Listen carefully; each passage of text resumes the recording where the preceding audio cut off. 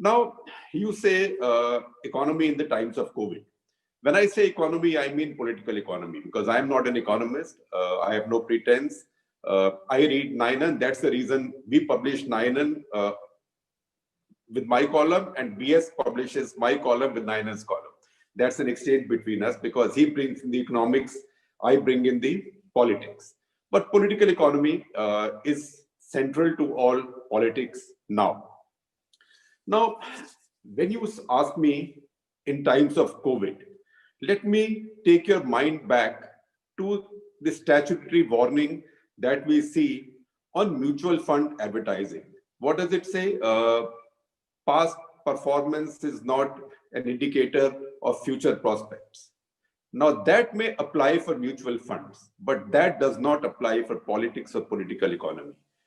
Because COVID came, it is a calamity. Until the act of God happened, the human hand has done enough to ruin our economy, because we had 7 quarters of consistent fall in the growth rates. Now, 7 quarters doesn't just happen like that at a time when global economy was booming, global trade was booming. So just because the pandemic happened, what has happened today has not happened. In fact, I was reflecting on the column I need to write today. And you see all the new data that's now come in, all the global surveys, which were all showing India doing a little bit better year after year. All of them now show India doing badly. So India suffered a setback on everything. In fact, this morning, the Global Freedom Index has come in, and India has fallen, I think, several ranks in double digits. India fell on Human Development Index by 2 ranks. You know, India was improving slowly, but fell. And this is despite so many welfare programs which seem to be working well. But the most disturbing thing that we have seen over the last couple of days, and I'm surprised that it has found inadequate coverage in the media, but that's mainly because data is sometimes complex and people, we journalists, are not endowed with a lot of intellect. So we tend not to understand data. But if you look at the first phase of the National Family Health Survey, it is a disaster. It's a knock on our heads. It's a wake-up call. And I'm also surprised with the opposition. Our leader of the opposition is happy tweeting about this and that, but he's not reading up the National Family Health Survey. The National Family Health Survey tells you that for the first time since 98-99, your child nutrition figures have collapsed, have fallen.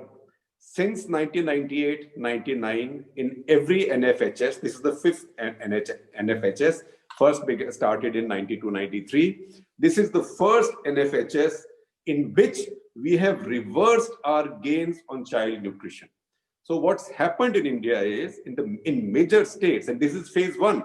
So phase 2 is yet to come in, which will have many of the usual suspect states, that means Bimaru states. That is Uttar Pradesh, Rajasthan, Madhya Pradesh, that has to still come in. But this tells you that in many major states, in fact, most major states, your everything that should be down is up. Your child wasting is up.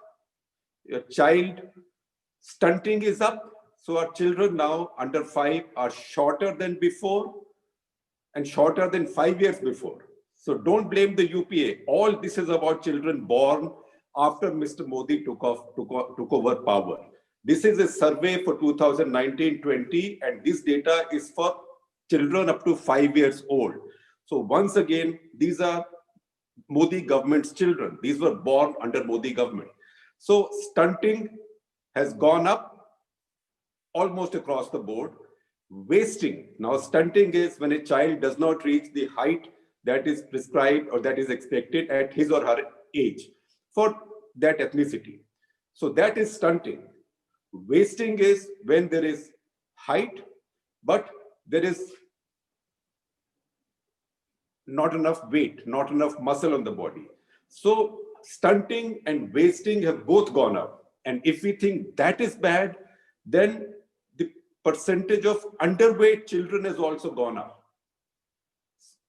And you want to see how bad the news is? I will tell you the fourth data point about something else that has gone up. While stunting, wasting, and underweight children have gone up, also obesity among the children has gone up. So what is it telling you? That this country's children are getting fatter and yet getting more malnourished and shorter and underweight.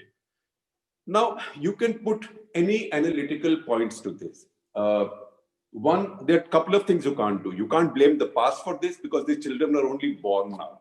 They were not born earlier. In fact, most of them were even conceived now. They were not conceived earlier.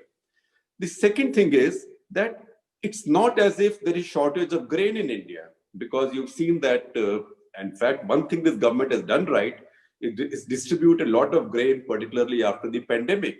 So, roti chawal, kisi ko khas kami nahi hai. But what's happened is, at the same time, if you look at this data, now I know that critics of the Modi government, now I speak the fact as I see the facts as I see them, so I get abused by both sides often, which is fine, as long as I'm not caught on facts. But so the first thing that Modi critics will say, see, it tells you that Swachh Bharat Abhiyan is rubbish. This tells you that all the claims of National Nutrition Mission are fake. They are not. In fact, the same survey tells you that sanitation levels have improved. The same survey tells you that availability of toilets has improved. The same survey also tells you that the reach and range of ICDS, Integrated Child Development Scheme, has also improved. Then why have you got these results that suddenly gains of 20 years since the reform have now been given away like this? And the answer is, and that is where I'm coming now, the answer is that this is a quote that I read from an expert called Purnima Menon on India Spend. I think she's from IFPRI, International Food Policy Research Institute, who said that, look, child's development and child's growth is a three-legged stool. So one leg may be sanitation, one leg may be government intervention into nutrition, but the third leg is also family income.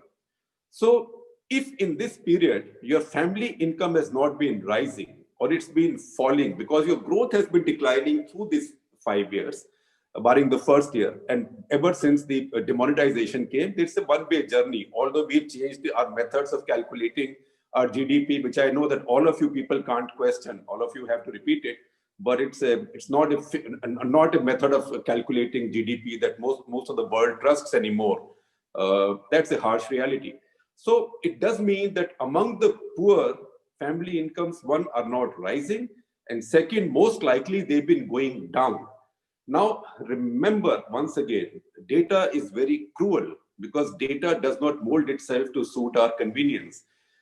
You can't even blame COVID for it because this survey is for a period before COVID. So what's happened this year will reflect going ahead, not going back. So now you say कि क्या हुआ? तो उसमें एक पुराना पता नहीं मुझे किसकी लाइन है, मैं भूल गया, एक शेर है, लेकिन ये मौलाना अबुल कलाम आजाद ने लोकसभा में नेहरू जी से कहा था 1956 में, तू इधर उधर की ना बात कर, ये बता के काफिला क्यों लुटा, है ना, तेरी मुझे रहजनों से गिला नहीं, तेरी रहबरी का सवाल है. That means that don't tell me this and that, you tell me how did my caravan loot it. And I have no complaint with the thugs, with the dacoits, because it's their job to loot. I have questions about your leadership. So when you see all this advertising, all these claims, all this tom-tomming, put it to the test of data. If the data tells you that in all these international parameters, which is coming out now, India has fallen. The fact is that we were celebrating going up on the same parameters until now. Now everywhere we have fallen. And this one, National Family Health Survey on children's nutrition, is very scary. Again, I know that immediately people will think, अरे यार ये इसमें Bihar included है ना, बिहार ने मार दिया होगा. मैं आपको बताता हूँ, the facts are completely counterintuitive. In fact, in Bihar, stunting has improved from 48.6% to 42%. So Bihar has actually bucked the declining trend elsewhere. In Bihar, wasting has improved from 46% to 42%. In Bihar, everything has improved. It is unfortunately the rest of the country, Maharashtra, Karnataka, Gujarat, Kerala. Kerala is a disaster. India's richest state, Goa, is a disaster, which means something has gone wrong. And what that something has gone wrong logically right now, because it's a 5-year data. And don't even say some foreign foundation has done it. It's Ministry of Health and Family Welfare. In fact, I'm waiting for the government now to withdraw this data and say that they will look at it again. But it's Ministry of Health and Family Welfare. How it got out, I don't know. But sometimes this is government of India. It's not perfect, and lack of perfection helps us understand the truth. So this is what has happened. And this tells you that whatever we've been doing with our economy over the past few years is not right. It is not working. Now, having said that, is there anything that we are doing right? Frankly, we've done a lot right. Look at big things like bankruptcy reform, GST. These are bold, heavy, reformist things.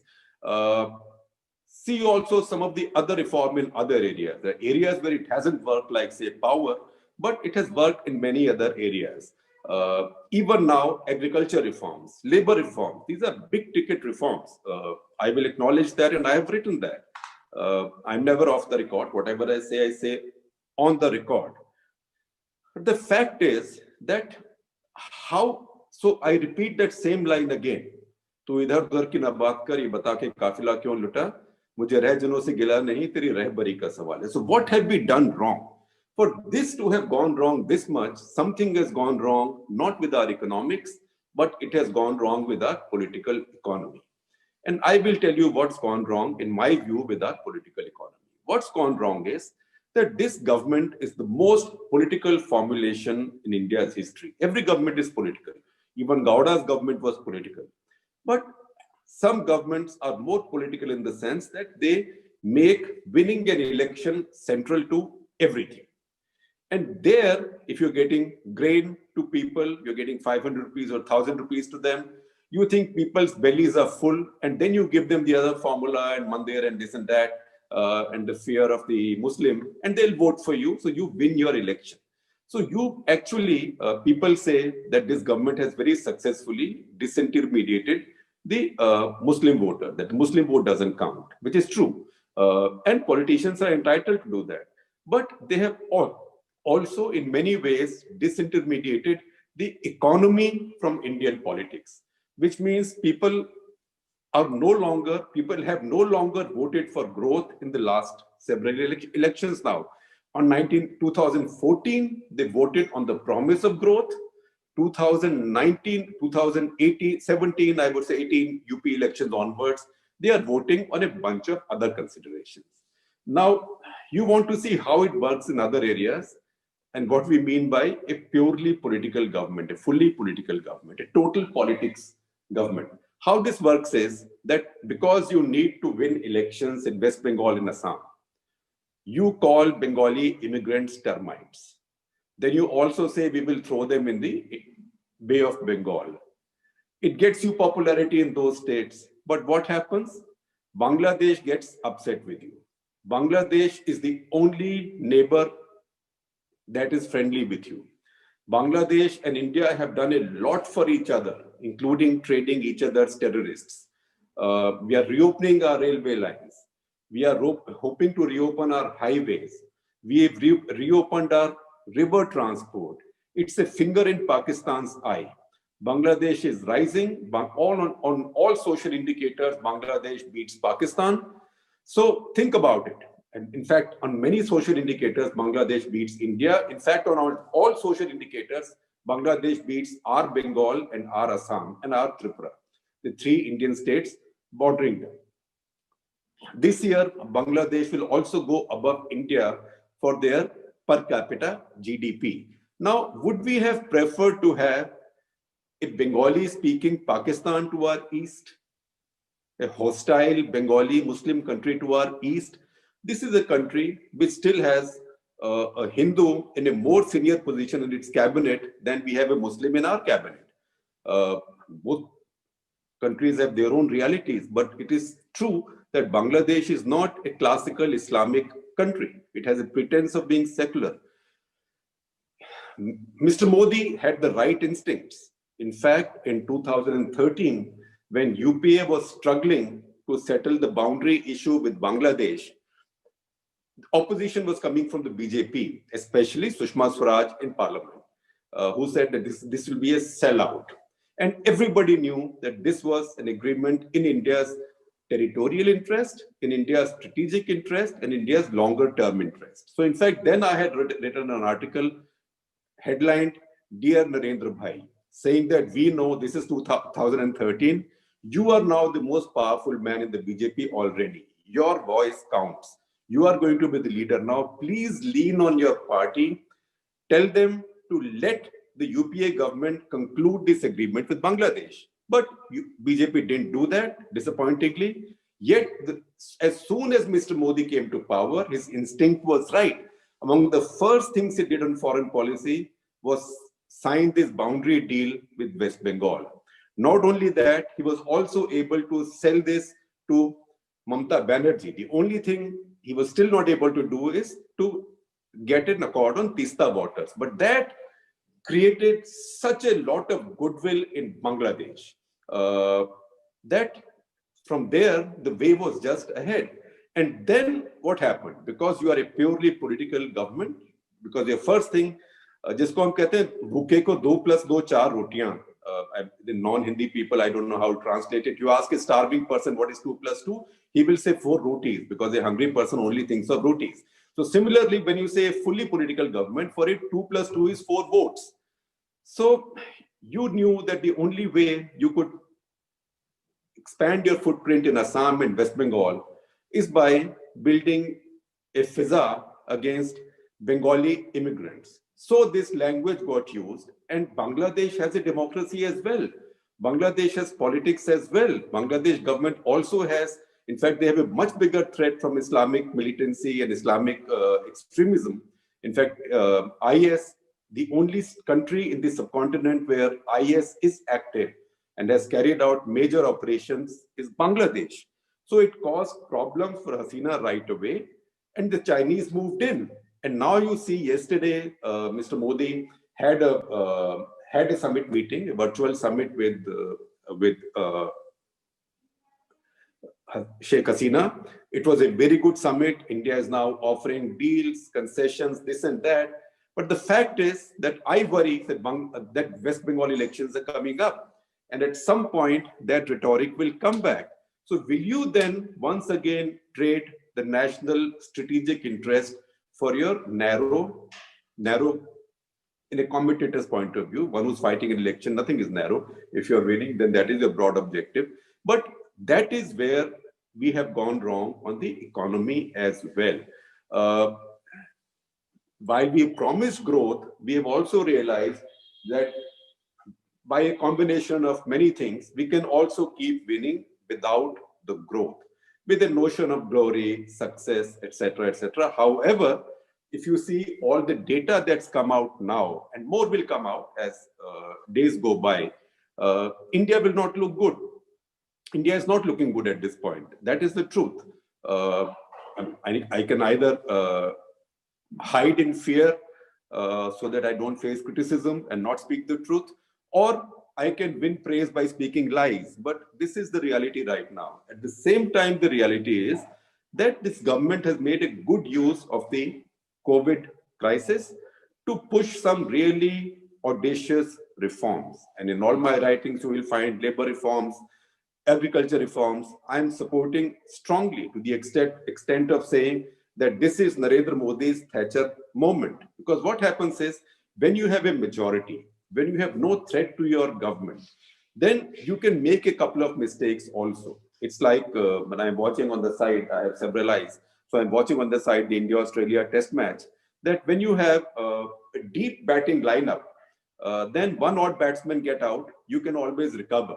So a government with a majority strength, a leader with complete control over his party, no challenge within or outside, has the leeway to, if he goes on the front foot, and finds himself on the wrong foot, can come back to the back foot and bat, or if loses a batsman or two, someone else will come in. So Steve Smith has got out, but Labuschagn's there, even if dropped 3 times. So these are things, advantages that this government has.